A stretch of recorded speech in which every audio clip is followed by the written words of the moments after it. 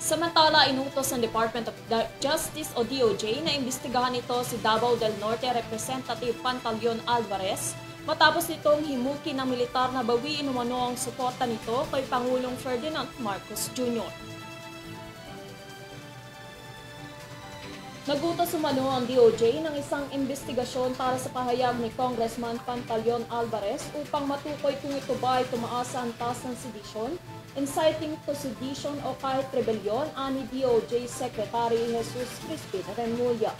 Noong nakaraan, inimok ni Alvarez ang Armed Forces of the Philippines o AFP na bawiin ang suporta nito kay Marcos para mapilitan siyang bumaba sa pwesto. Pinapaalalahanan naman ni Remulla si Alvarez na kumilos alinsunod sa pinakamataas sa pamantayan ng ethics, moralidad at nasyonalismo at iwasan ng mga pahayag na hindi nararapat para sa isang miyembro ng House of Representatives. Samantala, sinabi ng Department of National Defense o DND na nananatiling nakatuon ang AFP sa pagtataguyod ng konstitusyon sa ilalim ng pamumuno ng Commander-in-Chief ni President Ferdinand Marcos Jr. Sinabi rin ni DND Secretary Gilbert Chodoro na ang pahayag ni Alvarez ay walang halaga kundi ang kakahantungan lamang ay isang possible criminal investigation. Inulit naman ng AFP na